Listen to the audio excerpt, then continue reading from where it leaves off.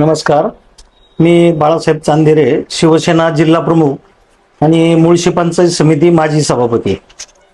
माझ्या संदर्भामध्ये गेले 2 दिवसापासून मीडियामध्ये जो अपप्रचार केला जातोय त्याच्यासाठी हा व्हिडिओ या ठिकाणी सर्वसामान्य लोकांच्यापर्यंत किंवा सर्वांनाच कळावा म्हणून हा व्हिडिओ मी या निमित्ताने या ठिकाणी करतोय आणि तो आपणापर्यंत पाठवत आहे. मी सुसगाव या गावामध्ये माझा जन्म झाला. आमची वडिलोपार्जित सर्वे नंबर 49 ही वडिलोपार्जित जागा असून त्याच्यामध्ये मी अनेक निवडणुका लढल्यात आणि त्याच अनुषंगाने मुंबईतील शिवशाही पुनर्वसन प्रोजेक्ट लिमिटेडचे डायरेक्टर लहू सदाशिव माळी साहेब यांचा पुण्यातील एक बिल्डर सुशील पाटील यांच्यामार्फत आमचा संपर्क आला. खरं म्हणजे लहू माळी यांनी 10 गुंठ्यापैकी 8.5 गुंठे जागा विकत घेतली होती. त्यावेळेस माझे वडील हयात होते. परंतु ग्रामीण भागामध्ये आपण सगळीच मंडळी देवस्थान देवदेवतांना मानणारी मंडळी आहोत. या सर्वे नंबर 49 मध्ये म्हसोबा म्हणून एक आमचं देवस्थान आहे. ते लहू माळींनी जिथं जागा खरेदी केली त्या देवस्थानच्या जागेवर त्यांना 8.5 गुंठे जागा दिली असताना त्यांनी 10 गुंठ्यावर अतिक्रमण केलं. शेवटी त्यांनी ते मोठे अधिकारी असल्यामुळं PMRD असेल, पुणे महानगरपालिका असेल, या ठिकाणी त्यांचं पूर्वी त्यांनी काम केलेलं आहे आणि त्या अनुषंगाने तिथल्या परवानगी असतील, बेकायदेशीररित्या परवानगी घेणं, मोजणी करत असताना शेजारच्या शेतकऱ्याला नोटीस न पाठवणे, अनेक गोष्टी दबावाखाली मोठे अधिकारी असल्यामुळं त्या टेबलवरून त्यांनी मंजूर करून घेतल्या. परंतु त्यांनी जे केलंय ते पूर्णपणे अतिक्रमण आणि बेकायदेशीर आहे. मोठे अधिकारी असल्यामुळं ते सत्तेचा गैरवापर करून आमच्यासारख्या सर्वसामान्य शेतकरी कुटुंबातील माणसांना त्रास देण्याची भूमिका गेल्या अनेक वर्षापासून करतायत. हे सर्व करत असताना अनेक मंडळींनी गेल्या 2 महिन्यापासून हा प्रकार चालू आहे. अनेक मंडळींनी मध्यस्थी केली, आमचं कॉम्प्रोमाइज करण्याचा प्रयत्न केला. माळी साहेबांनी बरेच वेळा त्यांच्या मुंबईच्या ऑफिसला मला बोलून घेतलं. पुणे महानगरपालिकेचे नगरसेवक प्रशांत बदे यांच्या ऑफिसमध्ये मला बोलून घेतलं. ठाकूर शेटकुदळे माजी नगरसेवक यांच्या मार्फत सुद्धा मिटिंग केली. माझ्या हॉटेलवर एकदा मिटिंग केली. अशा बरेच ठिकाणी मिटिंग करून त्यांनी माझ्यावर दबाव आणण्याचा प्रयत्न केला. परंतु हे सर्व करत असताना परवाचा जो प्रसंग झाला तिथं आमच्या देवस्थानवर त्यांचे कामगार कुठं कचरा टाका, स्टील टाका असे ज्या वेळेस प्रकार करायचे त्यावेळेस आम्ही तिथं जायचो आणि तिथलं कचरा काढणे किंवा स्टील असेल, सिमेंटच्या गोण्या असतील ते काढण्याचं काम आम्ही करायचो.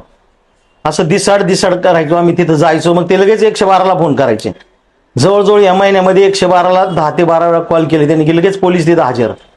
आणि 112 कॉल केल्यानंतर पोलिसांनी शहानिशा न करता, काही पोलीस करायचे पण काही पोलिसांनी शहानिशा न करता केवळ मोठे अधिकारी असल्यामुळं त्यांची बाजू किंवा त्यांची भूमिका मांडण्याचं काम त्या निमित्ताने त्या ठिकाणी केले.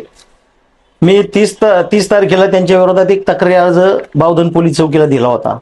त्या तक्रारी अर्जाचा कुठल्याही प्रकारचा विचार झाला नाही. त्या तक्रारी अर्जामध्ये मला जे आता म्हणायचे मी सगळं उल्लेख केलेला होता. आणि मुंबईला परवा आम्ही सचिन आहेरांची उपसभापतीपदी निवड झाल्याबद्दल आम्ही तिकडे गेलो होतो. विधान भवनातही होतो आणि सगळ्या ठिकाणी फिरत आम्ही जेवण करून पुण्याला आलो. पुण्याला आल्याच्या माझ्या हॉटेलवर माझे पर्सनल बॉडीगार्ड आणि माझ्या मित्रांना सगळ्यांना उतरवलं तिथं. आणि तिथून घरजवळच असल्यामुळं मी म्हटलं आता 2 मिनिटात आपणच गाडी चालवून घरी जावं. मी ज्यावेळेस घरी निघालो त्यावेळेस तिथं रोडलाच आमचं ते देवस्थान असल्यामुळे मी ते थोडंसं डोकावलं. मला संशय आला काहीतरी ते लाकडं टाकल्यात आणि मग ते लाकडं टाकलं. ते मी लाकडं तिथं 2 त्यांचे कोणतरी त्यांचे कामगार म्हणा किंवा 2 लोक होती, त्यांना म्हटलं अरे देवाच्यावर टाकलेलं काढ. आम्ही काढून घेतलं त्यांच्याकडनं. त्यानंतर तिकडनं 3 मुलं आली आणि ही 2 अशी 5 लोकांनी माझ्याशी झगडा केला, मला मारण्याचा प्रयत्न केला. त्यातमध्ये आमची धक्काबुक्की झाली सगळ्या 4-5 जणांची माझी. ते झाल्यानंतर ती मंडळी पत्र्याचं एक कंपाऊंड ज्या पलीकडे गेली सगळी. तिथं लहू माळी यांनी पाठवलेले 10-12 गुंड ते दबा धरून बसले होते. त्यांच्याकडे हत्यारं, तलवारी, स्टिक वगैरे सगळ्याच वस्तू होत्या. ते सगळे माझ्याच अंगावर एकट्याचे आले. गेले 25 वर्ष झालं माझ्याकडं पर्सनल मला लायसन आहे, परंतु 25 वर्षामध्ये कधीच मला त्या वेपनचा वापर करण्याचं म्हणजे केलाच नाही. मी राजकीय जीवनामध्ये एका चांगल्या कुटुंबात जन्माला आलो किंवा राजकीय क्षेत्रामध्ये चांगलं काम करत असताना असे समाज विघातक लोकांनी निश्चितपणे त्रास देण्याच्या भूमिकेतून माझी बदनामी करण्याचा प्रयत्न या निमित्तानं केला जातोय. मी आपणा सर्व नागरिक बंधू भगिनींना सांगू इच्छितो की याच्यामध्ये कुठल्याही प्रकारचा माझा दोष नाहीये. तिथून पुढे गेल्यानंतर ती माणसं ती जी मुलं आहेत गुंड सगळे, ते गुंड हे नामचिन, त्याच्यामध्ये 2 तर असे गुंड आहेत की त्यांच्यावर मोठे मोठे दरोडे असतील, मर्डरचे, हाफ मर्डरचे केस असलेले 2 गुन्हेगार त्याच्यामध्ये आहेत. पोलीस तपासात त्यांनी निष्पन्न झालेले, बावधन पोलिसांनी त्या गुंडांना त्या ठिकाणी अटक करून त्यांच्यावर कारवाई केलेली आहे.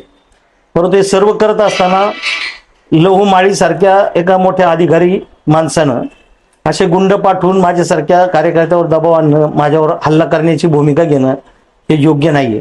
म्हणून कायद्याच्या पद्धतीने परवा जो माझ्याबद्दल अपप्रचार केला की मी गोळीबार केला वगैरे, तर ज्यावेळेस माझ्यावर संकट आलं त्यावेळेस मी मला जे काही संरक्षण दिले त्याच्यामधून तो वापर माझ्या संरक्षणासाठी मी केला. तो जर केला नसता तर मला निश्चितपणाने त्या मंडळींनी माझ्यावर हल्ला करून मला संपवण्याचं काम त्या निमित्ताने त्या दिवशी झालं असतं. कृपा करून सर्वसामान्य लोकांनी कुठल्याही प्रकारचा गैरसमज करून घेऊ नये. मी राजकीय क्षेत्रामध्ये काम जरी करत असलो तर ज्यावेळेस एखाद्याच्या जीवावर येतं त्यावेळेस त्याला त्या प्रसंगाला तोंड द्यावं लागतं. बऱ्याच मीडियाने माझ्याबद्दल अपप्रचार केलाय. त्या सर्व मीडियांना मी सांगू इच्छितो की अशी कुठल्याही प्रकारची घटना किंवा माझ्याकडनं काही चुकीचं घडलेलं नाहीये. आपण मीडियावर दाखवताना दोन्ही बाजूची माहिती घेऊन, मीडियाला सुद्धा विनंती की आपण व्यवस्थित दोन्ही बाजूची माहिती घेऊन तुम्ही त्या निमित्तानं ही बातम्या प्रसारित कराव्यात. शेवटी कायदा आहे, कायद्याचं राज्य आहे. कायद्याच्या राज्यात आपण कायदा पालन करत असताना मोठे अधिकारी असले म्हणून त्यांनी कायदा पालन करायचंच नाही का? तेव्हा सर्वसामान्य माणसांनीच फक्त कायदा पालन करायचं, ही एक भूमिका. आणि दुसरी एक भूमिका की वारजे या ठिकाणी ह्या सर्व गुंडांना एका हॉटेलमध्ये घेऊन त्यांना मार्गदर्शन करण्याचं काम लहू माळी यांच्या मार्गदर्शनातून झाले. आणि ही मंडळी 4 ते 5 दिवस माझ्यावर दबा धरून माझ्यावर हल्ला करण्याच्या प्रयत्नात होती. हे सुद्धा मी आजच मी बावधन पोलीस चौकीला जाऊन तिथल्या संबंधित सगळ्या यंत्रणेला कळवले आणि माझी तक्रार त्या ठिकाणी 30 तारखेची दाखल केली. मी त्यांना सांगितलं की जसं माझ्यावर तुम्ही गुन्हा दाखल केला तशावर त्यांच्यावरही गुन्हा दाखल करा, कारण माझा अगोदरचा अर्ज आहे. मोठे अधिकारी असले म्हणून त्यांनी काही गरज त्यांचा तुम्ही जर अर्ज घेणार नसेल तर ते योग्य नाहीये. तरी मला बावधन पोलीस चौकीने आश्वासित केलेलं आहे की आम्ही त्यांच्यावर सुद्धा कारवाई करण्याची आज कारवाई करू, अशा प्रकारचं त्यांनी आश्वासन मला दिलेलं आहे. परत एकदा सर्व नागरिक बंधू भगिनींना, सर्व मीडियाला मी सांगू इच्छितो की माझ्याकडनं कुठलंही चुकीचं कृत्य घडलेलं नाही, घडणार नाही. भविष्यामध्ये मलाही राजकीय क्षेत्रामध्ये अनेक ठिकाणी काम करायचं, भविष्यात राजकीय क्षेत्रात माझ्यासारख्या कार्यकर्त्याला भविष्य आहे. त्यामुळे त्या अनुषंगाने आपण सगळ्यांनी माझ्याकडे पाहावं, वेगळ्या अँगलमध्ये माझ्याकडे बघण्याचा विचार करू नये. मी त्या क्षेत्रातला नाहीये, फक्त मी माझं संरक्षण करण्यासाठी तो परवाचा प्रकार घडलाय एवढंच तुमच्यापर्यंत पोचवतो. आणि पक्षाच्या संदर्भामध्ये शिवसेना पक्ष असेल, भाजप असेल किंवा आमची महायुती असेल, यांना बदनाम करण्याचं काम काही प्रसार माध्यम करतायत. हा शेवटी राजकीय स्टंट नाही, हा वैयक्तिक माझा आणि त्यांचा विषय आहे. त्यामुळे पक्षाला कुठेही, शिवसेना पक्षाला गालबोट लागेल अशा प्रकारची वक्तव्य मीडियाने करू नये एवढंच या निमित्ताने सांगतोय. तुम्हा सर्वांना परत एकदा मनापासून तुमचं आभार मानतो. एवढी व्हिडिओ माझी ऐकून घेतल्याबद्दल धन्यवाद. जय हिंद, जय महाराष्ट्र.